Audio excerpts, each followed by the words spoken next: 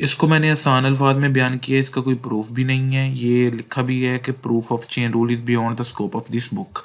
ये chain rule बड़ा easy है, ये डेरिवेटिव फाइंड करने का मेथड है। इसमें डेरिवेटिव जो फाइंड किया जाता है वो मेन पार रूल या क्वोशिएंट रूल या प्रोडक्ट रूल के थ्रू ही किया जाता है। उसमें से भी मेन हमें पता है कि हमारा रूल मेन जो है वो पार रूल ही है, ठीक है। तो ये सिंपली एक फार्मूला है। पहले इसका हम देख लेते हैं जी कि ये कहाँ कहाँ पे इस्तेमाल होना है, इसका पता चल जाए, निशानदही हो जाए, स्टूडेंट्स को पता लग जाए कि यार किन फंक्शंस का derivative by using chain rule करना है हमने, ठीक है। फाइंड कैसे करना है, कहाँ पे चेन रूल इस्तेमाल होना और किन फंक्शन का डेरिवेटिव इसके थ्रू फाइंड होगा। तो मैंने लिखा जी it's fourth main rule of derivatives. ये डेरिवेटिव्स का चौथा मेन रूल है। इससे पहले हम power rule, quotient rule, product rule पढ़ चुके हैं। ये इसका इस्तेमाल लिखा, it is used when we use substitution method means that we substitute our function with third variable।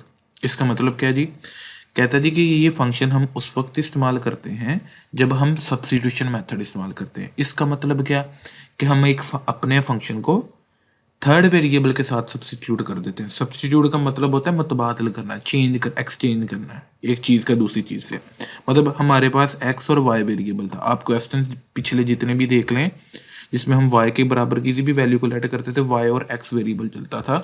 हम क्या करेंगे, अपने फंक्शन को, ये जो एक मिसाल फंक्शन दी है, ये वाली चीज़ दी है आपको, ये हाईलाइट कर देता हूँ, दिखा देता हूँ कि ये फंक्शन दी है एक मिसाल, ये अंदर वाला, ठीक हो गया। इसको हम सब्स्टिट्यूट कर दें, इसकी जगह हम u लिख दें, एक थर्ड वेरिएबल t लिख दें या थीटा लिख दें। मतलब हम सब्स्टिट्यूशन मेथड कर रहे हैं, करना हमने डेरिवेटिव भी फाइंड किया, मगर पहले हमने सब्स्टिट्यूशन मेथड यूज करना है, ठीक हो गया जी। x और y वेरिएबल के अलावा अदर देन थर्ड वेरिएबल, ठीक हो गया जी, other than x and y a third variable will be used. वो t हो सकता है, थीटा हो सकता है, या u हो सकता है, ठीक हो गया। मैंने एग्जांपल दी, मेरे पास एक फंक्शन दी है। सब्स्टिट्यूशन मेथड कब, ये देखिए सब्स्टिट्यूशन कैसे यूज हो रही है कि मैं कह दूं ये मुझे गिवन फंक्शन है, मैं लेट कर दूं कि अंडर रूट वाले के अंदर वाली जो रकम है ना, उसको अंडर रूट के अंदर वाली रकम को u के इक्वल रख लूँ। ये थर्ड वेरिएबल मैंने यहाँ पे इंक्लूड करवा दिया कि जो फंक्शन था मेरा उसमें एक थर्ड वेरिएबल मैंने इंट्रोड्यूस करवा दिया यहाँ पे। देन मेरा y क्या बन जाएगा, y बराबर अंडर रूट, इसकी जगह क्या चला जाएगा u, क्योंकि मैंने इस चीज़ को किसके बराबर रख लिया था, u के, ठीक हो गया जी। कहता जी here we substitute function of a variable x with variable u। मैंने क्या लिखा जी कि इसमें, इस एग्जांपल में मैंने क्या किया कि जो फंक्शन दिया है वेरिएबल x वाला, इसको मैंने सब्स्टिट्यूट कर दिया, एक्सचेंज कर दिया, तब्दील कर दिया u के साथ। ये हो गया जी सब्स्टिट्यूशन मेथड। अब यहाँ पे जो सब्स्टिट्यूशन मेथड करते हुए जो हम डेरिवेटिव फाइंड करेंगे ना, वहाँ पे चेन रूल इस्तेमाल होगा। आज हम यही देखेंगे कि चेन रूल कहाँ कहाँ पे इस्तेमाल होता है। आगे हम एक्सरसाइज 2.4 की एग्जांपल्स करेंगे जो कि सब्स्टिट्यूशन के रिलेटेड होंगी, वो अलग करेंगे। जो कि पैरामेट्रिक फंक्शन के रिलेटेड होंगी वो नेक्स्ट आपको पता लग जाएगा। मैं बोलूँगा पैरामेट्रिक फंक्शन एक्सप्लेन करने वाला हूँ, तो आपको पता लग जाएगा कि पैरामेट्रिक फंक्शन क्या है, और उसकी भी एग्जांपल हम नेक्स्ट लेक्चर में करेंगे। आज हम सब सिर्फ चेन रूल का इंट्रोडक्शन कर रहे हैं। तो आपको पहले पॉइंट का तो पता लग गया जी, जहाँ पे हम सब्स्टिट्यूशन मेथड यूज़ करते हैं कि अपने फंक्शन को, गिवन फंक्शन जो दी है उसमें x की जगह एक थर्ड वेरिएबल इंट्रोड्यूस करवा दिया, u करवा दिया, थीटा करवा दिया या t करवा दिया, ठीक हो गया। वहाँ पे हम चेन रूल इस्तेमाल करेंगे डेरिवेटिव फाइंड करने के लिए। Okay, that's it. अब यहाँ पे मैंने आसान अल्फाज में भी लिखा है जो उर्दू को, कि जब x और y के अलावा एक थर्ड वेरिएबल नज़र आ जाए। अब यहाँ पे आप कंफ्यूज ना हो जाना कि यार यहाँ पे थर्ड वेरिएबल तो आपको नज़र ही नहीं आया, ठीक है। यहाँ पे तो दो ही वेरिएबल, तो मुझे कैसे पता लगेगा चेन रूल, या मुझे कैसे पता लगेगा कि मैंने इसको सब्स्टिट्यूट ही करना है। तो यार मैं पहले एग्जाम्पल्स नहीं, मैं एक्सरसाइज का क्वेश्चन आपको दिखा देता हूँ। वहाँ पे उसने स्पेशली एलेबोरेट किया हुआ है, वहाँ पे लिखा हुआ है, ये देखें जी कि फाइंड डेरिवेटिव dy और dx by making suitable substitution. तो इसका मतलब है जहाँ पे आप सुइटेबल सब्स्टिट्यूशन का काम करोगे तो वहाँ पे आपको चेन रूल लगाना पड़ेगा। कैसे, आपको मैंने यहाँ पे लिखा है जब x और y के अलावा एक थर्ड वेरिएबल नज़र आ गया तो वहाँ पे चेन रूल लगाते हैं। थर्ड वेरिएबल मतलब थीटा, t या u। अब यहाँ पे क्या किया था, ये फंक्शन आपको गिवन था, आपने अंडर रूट के अंदर वाली रकम को एक थर्ड वेरिएबल के इक्वल रख लिया, ठीक हो गया। तो फिर y क्या बन गया, then y becomes y is equal to under root u, इसकी जगह u चला गया। अब अगर आप इस चीज़ पे गौर करें, इस चीज़ पे, ये यहाँ पे PDF फाइल पे सॉरी हाईलाइट नहीं होगा ये, तो ये मैं ड्रा ही कर देता हूँ इस चीज़ पे और इस चीज़ पे। दो चीज़ें बन गई ना, दो इक्वेशंस बन गई। एक बन गई जी u is equal to x square plus one and y is equal to under root u. अब यहाँ पे कितने वेरिएबल आपको ओवरऑल नजर आ रहे हैं? तीन। आप ये नहीं करेंगे चार, ये नहीं कहेंगे आप, यहाँ पे आपको तीन वेरिएबल यहाँ पे नजर आ रहे हैं, एक x, एक ये u और एक ये y। जब x और y के अलावा एक थर्ड वेरिएबल नजर आ गया तो इसका मतलब वहां पे चेन रूल लगेगा। Okay, that was my point. इससे जी नेक्स्ट हम देखते हैं, ये चेन रूल का मेन फार्मूला लिखा हुआ है। चेन रूल का फार्मूला क्या होता है जी? D y over d x ही हमने फाइंड करना होता है, डेरिवेटिव फंक्शन y का derivative with respect to x। D y over d x ही फाइंड करना होता है, वो इक्वल होता है। सिर्फ इसको थोड़ा सा इसकी फॉर्म चेंज करके लिखा हुआ है, ये देखें ज़रा कैसे याद रखना है इसको। D y over d x बराबर होगा जी डी वाई ओवर जो भी आपने थर्ड वेरिएबल इस्तेमाल किया, मतलब यहाँ पे u इस्तेमाल किया ना तो डी यू आ जाएगा। अगर यहाँ पे t करते तो यहाँ पे डी टी आ जाता, उसका मसला नहीं है। D y over d u multiply जिस चीज़ से आपने यहाँ पे डिवीजन में इस्तेमाल किया ना थर्ड वेरिएबल, वही यहाँ पे मल्टीप्लिकेशन में बटे के ऊपर इस्तेमाल करना। जो यहाँ पे बटे के नीचे लिखा होगा ना तो यहाँ पे वही बटे के ऊपर लिखना। मतलब यहाँ पे अगर मैं डी टी लिखता तो यहाँ पे भी डी टी लिखना था। ठीक हो गया, डिवाइडेड बाय बच क्या गया अब डी एक्स। अब ये क्या होगा यार, देखें आप इसको और इसको अगर कैंसिल कर रहे हैं तो दोबारा ये d y over d x ही बन जाता है। समझ लें कि यार चेन रूल को आपने इस फॉर्म में बनाया है। कैसे? अगर मैं टी की फॉर्म में, वेरिएबल एक मिसाल है मेरा, यहाँ पे टी होता तो फिर मेरा चेन रूल क्या बनता? तो मैं यहाँ पे लिखता d y over d x बराबर होता मेरा चेन रूल के मुताबिक d y over d x बराबर होता इक्वल टू डी वाई। यार ये ना मेरे से सही ड्रा नहीं होता, तो आप काइंडली इसको कि जैसा भी है कबूल कीजिएगा। डी टी ठीक हो गया। थर्ड वेरिएबल के यहाँ पे टी लेता मैं सब्स्टिट्यूशन में, इसको सब्स्टिट्यूट करता है इस वैल्यू को टी से, तो यहाँ पे चेन रूल लगाते हुए d y over d t third variable क्योंकि टी है। अब जिससे आपने डिवाइड किया वही चीज़ से आपने क्या करना था? मल्टीप्लाई। ठीक हो गया जी। अब बच क्या गया? डी एक्स, ये आ जाना था। अब डी टी और डी टी अगर मैं कैंसिल कर दूं तो दोबारा डी वाई व डी एक्स ही बन जाता है।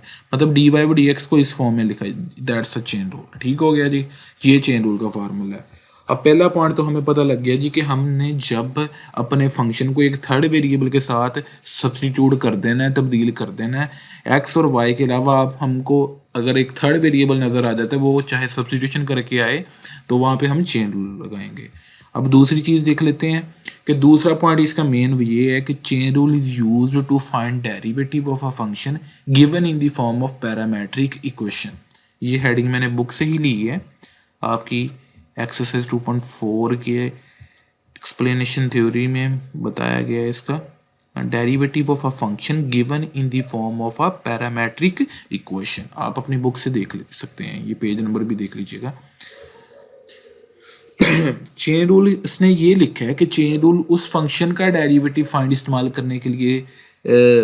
करने के लिए इस्तेमाल होता है, सॉरी, जिस फंक्शन को पैरामेट्रिक इक्वेशन की फॉर्म में दिया गया हो। मतलब अब यहाँ पे बात आती है कि यार स्टूडेंट्स को पैरामेट्रिक इक्वेशन का नहीं पता होगा, मगर जिन्होंने पहला चैप्टर पढ़ा है उनको तो ऑब्वियस बात है कि पता होगा। मगर जो भी मेरे चैनल के थ्रू स्टडी कर रहे हैं, तो मैंने तो डायरेक्ट चैप्टर नंबर 2 से स्टार्ट किया था, तो भाई आपने परेशान नहीं होना, मैंने आपकी आसानी के लिए ही लिखा है। ठीक है कि मैंने पता नहीं कहाँ से पैरामेट्रिक की क्वेश्चन निकाल दी, ये फर्स्ट चैप्टर में ही है। तो अगर किसी ने पढ़ा है तो वेल एंड गुड, अगर किसी को नहीं भी आइडिया तो फिर भी यहाँ पे मैं थोड़ा सा एक्सप्लेन कर देता हूँ उसको।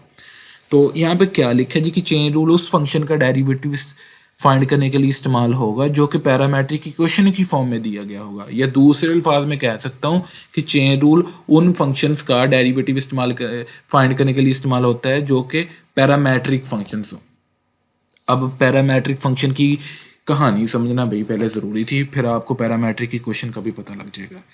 पैरामेट्रिक की फंक्शन क्या है आप देखें, इसकी मैं जनरल डेफिनेशन लिखी है जो कि फर्स्ट चैप्टर से लिखी है।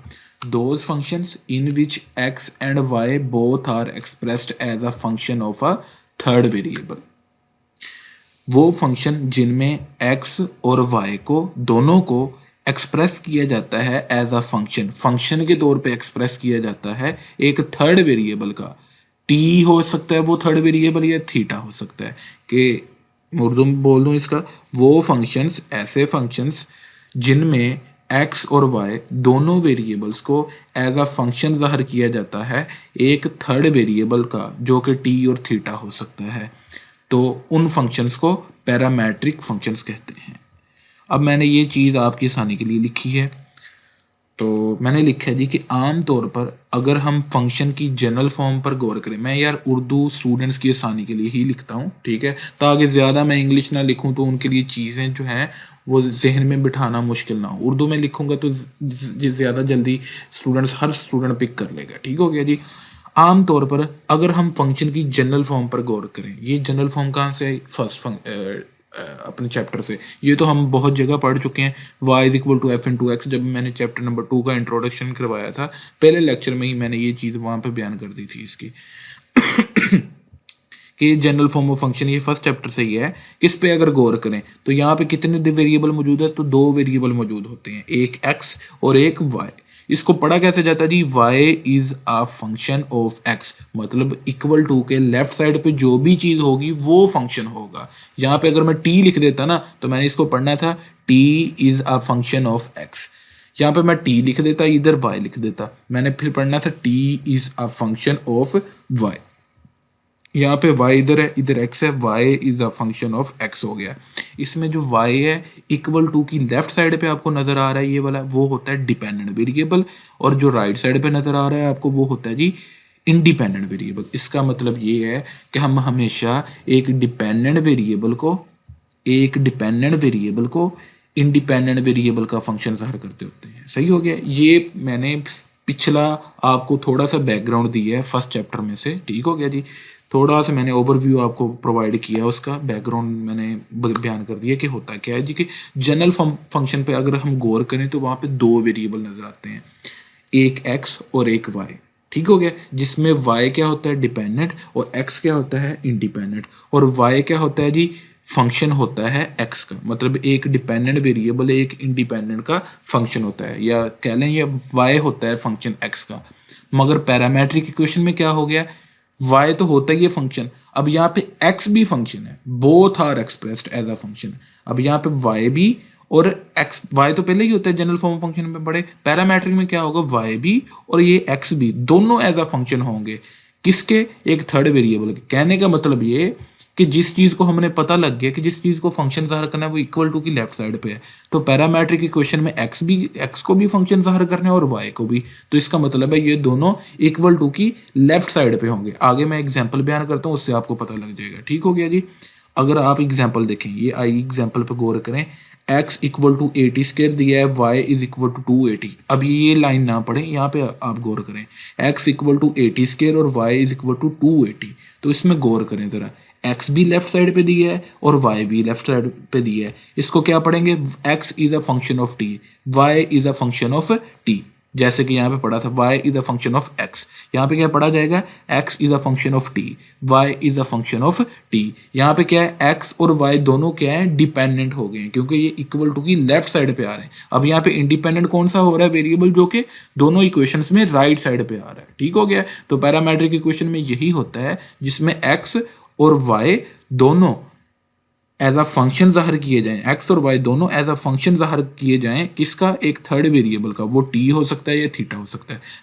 Those functions are called parametric functions. I hope कि पैरामेट्रिक फंक्शन की समझ लग गई है, मैंने आसान अल्फाज में भी इसको बयान कर दिया। अब उर्दू पे आए जी, ये मैंने आसानी के लिए ही लिखा है कि पैरामेट्रिक फंक्शंस में x और y दोनों डिपेंडेंट वेरिएबल्स जो हैं, सॉरी दोबारा पढ़ते हैं इस लाइन को, कि पैरामेट्रिक फंक्शंस में x और y दोनों वेरिएबल जो हैं ये दोनों डिपेंडेंट वेरिएबल के तौर पे आते हैं, क्योंकि ये इक्वल टू की लेफ्ट साइड पे आ रहे हैं। तो जो भी चीज इक्वल टू की लेफ्ट साइड पे वेरिएबल आ रहा है वो डिपेंडेंट के तौर पे आएगा। और एक थर्ड वेरिएबल यानी थीटा, टी या यू, एक थर्ड वेरिएबल वो इंडिपेंडेंट वेरिएबल के तौर पे आएगा, वो होगा राइट साइड पे। जिस वेरिएबल ने भी इंडिपेंडेंट के तौर पे आना वो राइट साइड पे होगा। ये बता दिया, निशानी बता दी कि पैरामेट्रिक फंक्शन में क्या होता है कि एक्स और वाई दोनों लेफ्ट पे होते हैं और एक थर्ड वेरिएबल होता है टी जो होता है वो राइट साइड पे होता है। अब आप ये सब्स्टिट्यूशन में कंफ्यूज ना हो जाना कि ये भी पैरामेट्रिक है। अब यहाँ पे भी ये पैरामेट्रिक सर नहीं है।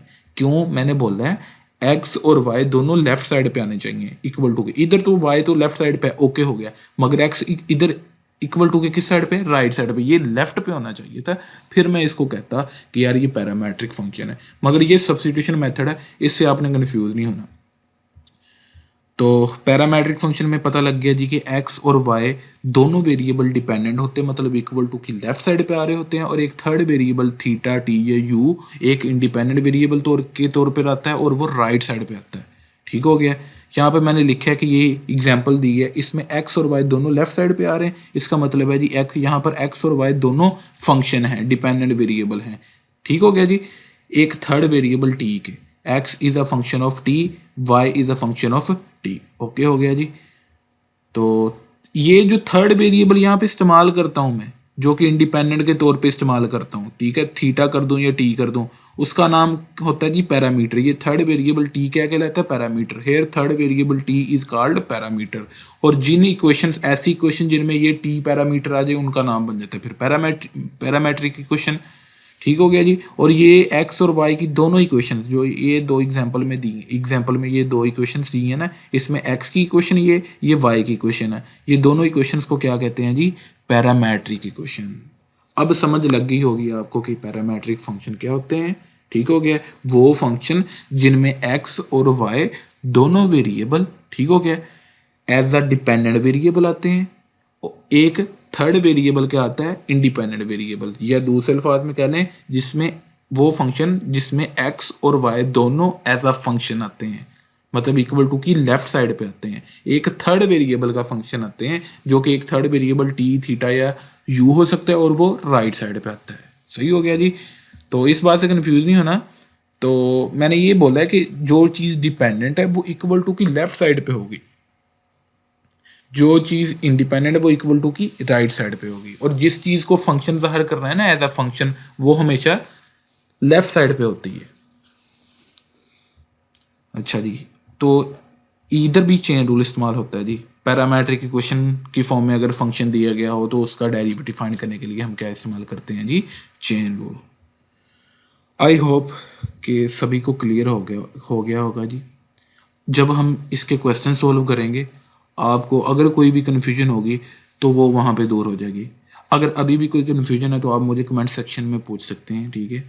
तो अगर मेरा मेथड आपको पसंद आता है, ठीक है, तो काइंडली मेरे चैनल को सब्सक्राइब कीजिएगा, और ये मेरा चैनल आगे भी प्रमोट करिए। आगे भी स्टूडेंट्स जो भी आपके साथ वाले हैं, ठीक है, उनके साथ भी मेरा लिंक शेयर कीजिए, और वीडियो को लाइक और शेयर कर दिया करिए, और कमेंट सेक्शन में अपनी राय बता दिया करिए।